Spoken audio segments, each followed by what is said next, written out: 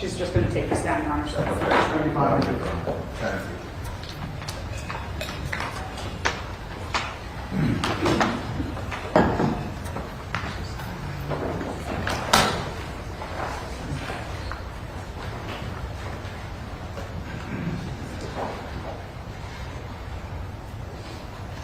Good morning. What you're going to hear in the jury charge, in terms of reasonable doubt, you're going to hear reason to hesitate. What you're looking for in this case is a reason to hesitate.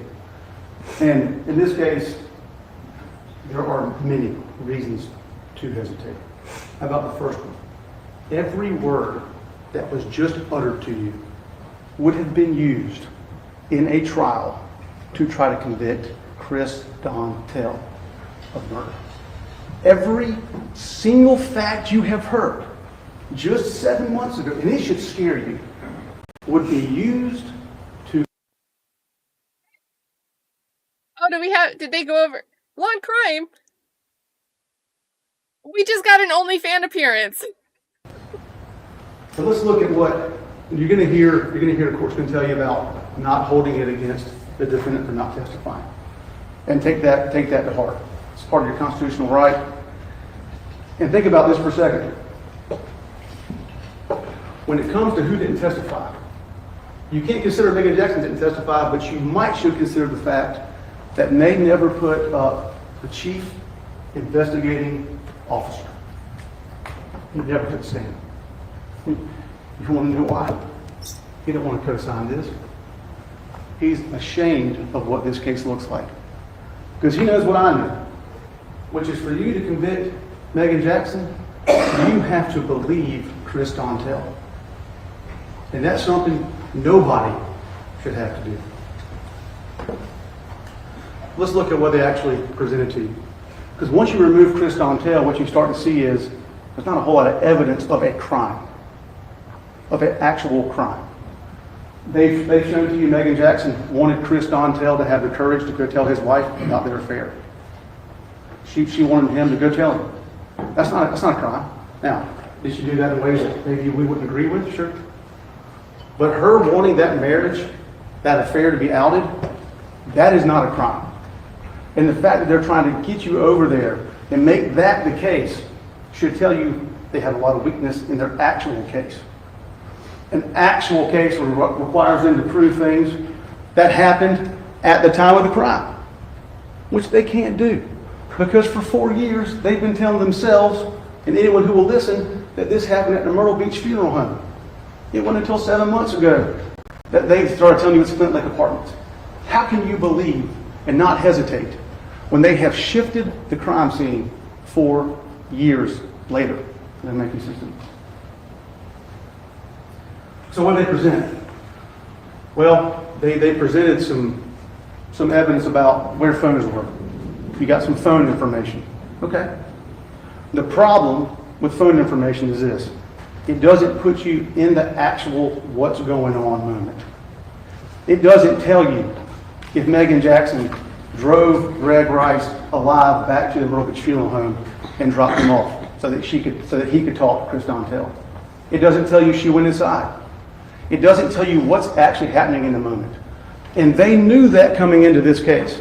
Do you think it's a coincidence that he wrote a statement out, Chris Dontel did, and hand-delivered it to Ken Marcus, and an hour later, the state has it changed? I mean, he hand-wrote a statement and told the state he did not see it happen. He was not present. He was not there. That is what he told the state. And an hour later, that's changed. Now all of a sudden, he's an eyewitness to it. If that doesn't give you a reason to hesitate, I don't know what else could. I cannot think of something more important than the fact that that man would change his statement within 1 hour to assist the state to try to convict Meagan Jackson.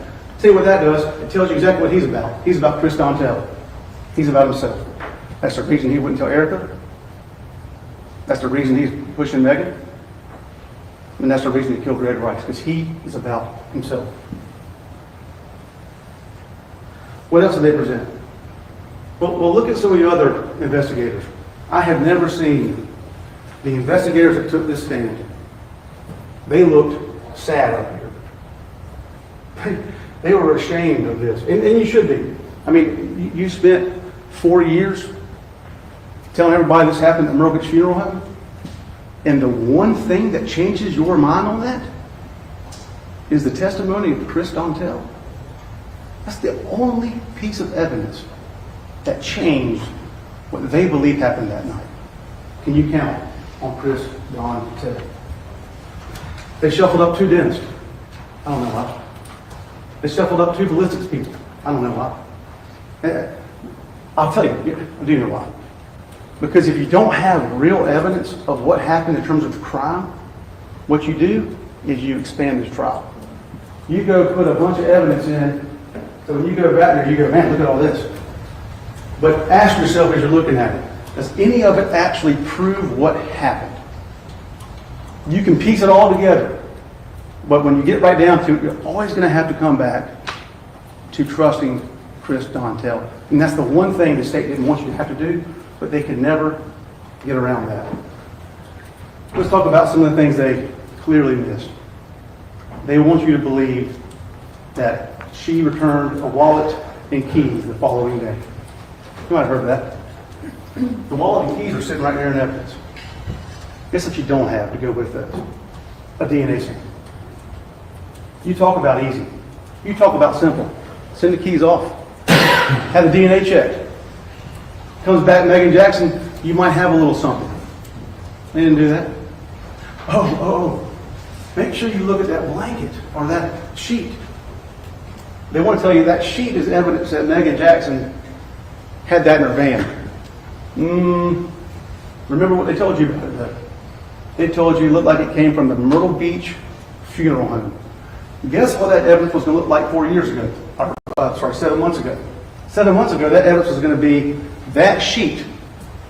That sheet is evidence that Chris Dontel was sitting there in the Myrtle Beach Funeral Home when Meagan Jackson brought Greg Rice there and he killed him. That isn't a Grindstaff. She worked for Grindstaff Transport. That was a Myrtle Beach Funeral Home sheet's what they told you. It's sitting right there with Chris Dontel. The reason they didn't like that is because they could never prove to you, and still haven't to this day, what was going on in her mind. But I think we kind of know. She showed up on October 2nd with what? When they went to the shooting range, what did she have in her car? Blow up Betty. She's still trying to woo Chris Dontel. She got blow up Betty. She's not worried about shooting targets. She's looking to have more sex, and that's what their relationship was about. You could pick any night from the time they started dating, and they are together, they are swapping cars, they're having sex in their car. That's what their relationship was about. And she was true to that on the night of October 2nd. That's what she showed up to do. Do I think she wanted Greg Rice to help her out this affair? I absolutely think she did. Was Greg Rice an imposing guy? Yes, he was. If Greg Rice had a chance to talk to Chris Dontel and tell him, hey man, get your stuff straight, I think he'd have done it. Go tell your wife, I think he'd have done it. And that's what Meagan Jackson wanted him to do. She wanted Greg Rice to help her get Chris Dontel to man up. Objection, Your Honor. This is all arguing facts, not evidence. Listen, I'll let her go. Thank you, Your Honor. Oh, That's exactly what was going on. That's what they've proven to you, is that she wanted this affair to be outed. That's what they have proven to you. And did she go about it the right way? Maybe not, but she wanted it to be outed.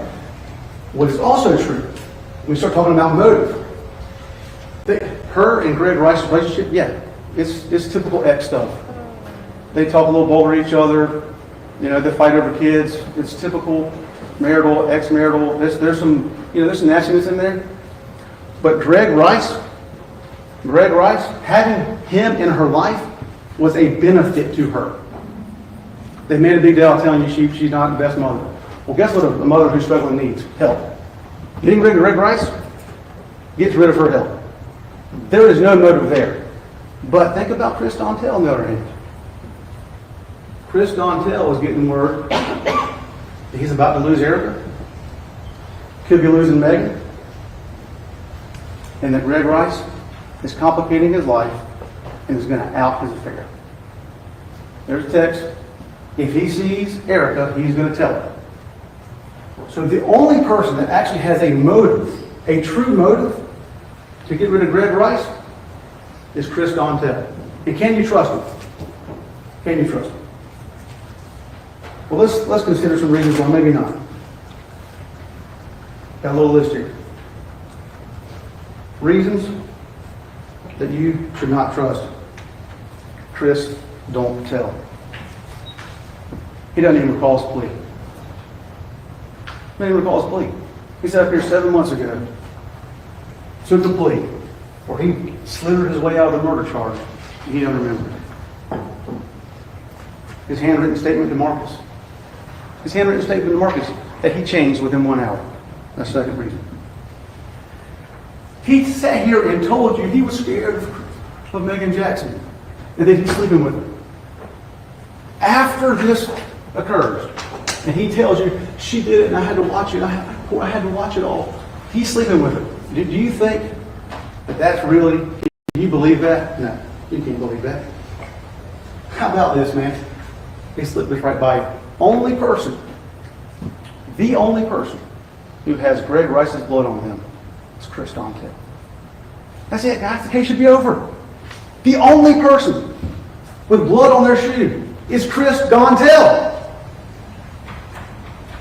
How about this? He tried to tell you that Meagan Jackson went home after this, went from Lowe's, they went home and she showered. She got all changed up. Had to get the blood off of her. Well, guess what? If you saw the surveillance video footage, when they go back to Lowe's, she's wearing the same exact thing she was wearing when she left Lowe's the first time. She hadn't changed her clothes. She was wearing the same black scrubs. Can't trust Chris Dontel. Who disposed of the body? Who disposed of the body? Chris Dontel. Does he strike you as the kind of guy who's going to do you a favor? Is that the guy you want to go to for a favor? He is the most selfish person I've ever seen. He sat up here and told you he disposed of the body as some kind of favor. You ain't buying that. You can't. You know what? He did a lot. I called him Chris Dontel, full of lies and cries. I'll tell you when he wasn't crying. He wasn't crying when he was shopping in Lowe's. Just grabbing cinder blocks and tarps, stick them in his grocery cart, and let's grab the Pepsi. He was mortified about what had happened. He looked pretty casual there to me. I don't know about you. Pepsi.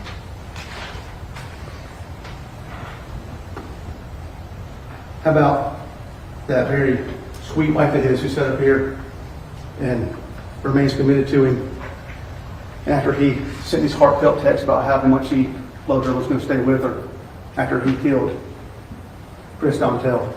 He's still sleeping with Meagan Jackson. Can't trust him. How about the fact he's seen sneaking around looking for a key in a Myrtle Beach funeral home? Can't trust him. How about the fact he lied to Meagan Jackson about where he found that key? Can't trust him. How about the fact that blow up Betty is not very good target practice? Not much of a marksman myself, but I'm pretty sure if you shoot an inflated object, it just explodes the one time you shoot it. That would be the worst target practice I've ever heard of. You would want something that would withstand some gunshots. Yeah, blow up Betty. And if at all you find yourself in some crazy way wanting to trust this man, I don't think you would. If I told you, he's up here testifying, trying to get his plea reduced. That's why he's here. He's here for who? He's here for himself. That's what he's here. I'll tell you something that really makes me not trust the state, frankly. Not just them having people's phones, but what makes me not trust the state. How about how they're doing you with Chris Dontel? When it suits them, he's their buddy. Hand of one is the hand of all. Meagan Jackson, Chris Dontel's hands, they'll tell you we're in the cookie jar together. Well, then he takes a plea. His plea makes it impossible for him to be charged with murder. The state took his hand out of the jar. Here's what's wicked, man. You're so wicked. And they bring him back up here and let him testify in a way where they're going to ask you to consider the hand of one and the hand of all. So what are they going to do? They're going to stick it back in the jar. When it suits them, they're going to stick it back in the jar. And as soon as we leave here, they take it right back out. That's crooked. See what else they're going to do? They're going to ask you to believe a man they don't believe. They're asking you to trust Chris Dontel, and they don't trust you. You know why this conspiracy charge is gone? The court decided that not enough evidence to support the conspiracy charge to no longer have it. Objection, Your Honor. This day, Move to strike. I strike that. That's a matter of law.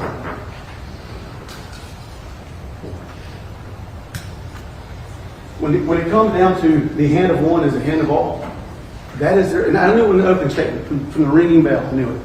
We were in for a wild ride because when you're trying to count on that to prove somebody guilty of murder, you know you have a weak case. You know you do, man. If you can't put Meagan Jackson on the scene, of course they don't have a scene here, you know your case is weak.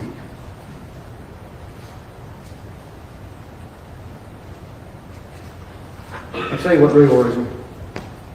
It's not that they don't trust Chris Dontel.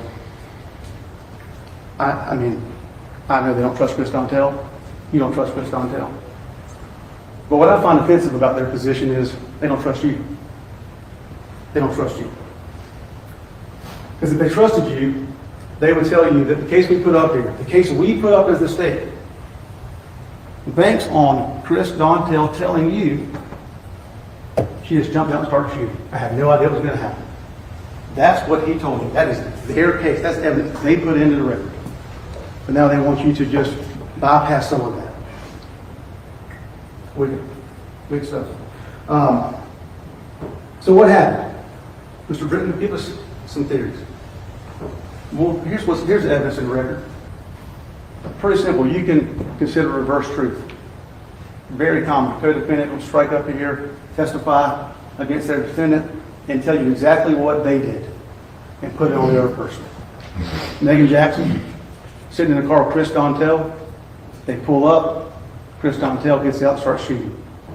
And she had no idea he was going to do it. And that is, you can believe that all day long.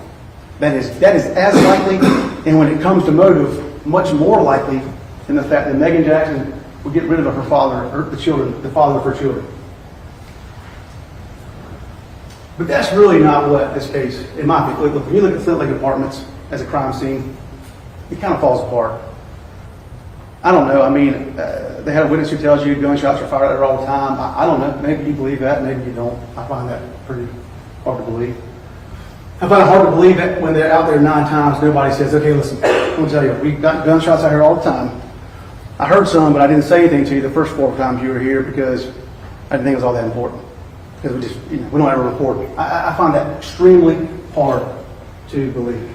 I find it hard to believe that they claim she's out there picking up evidence the next day and nobody sees that either. In broad daylight, with her kids running around. That don't make any sense to me. That don't make any sense to me.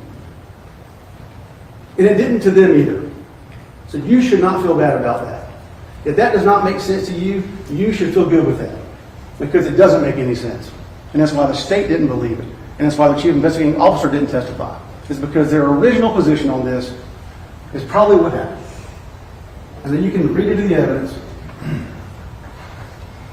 She goes and she picks him up. And she gets him to the Myrtle Beach Funeral Home alive. And their problem is they can't tell you what happened after that. They can't blame her. And since the snake has already slithered out of the room, they can't blame him. But I can promise you, as soon as once you make that decision, Flint Lake Apartments is an unlikely spot. You have your reasons to hesitate. And the rest of this case falls at the Myrtle Beach Funeral Home where they themselves believe it falls. Dave, the court's indulgence for a second, Your Honor. All right. Checking in. Anything else? Just in closing, I would just say, when you get back there, what you really follow the court's instructions, but just ask yourself at the end of the day, do you trust Chris Dontel? Because the only way you can convict her is if you trust that man. I don't think you can. Thank you. Right, there we go. Guys, we get to time travel. We get to time travel. We're going to hear instructions, and then we're going to time All right, ladies and travel.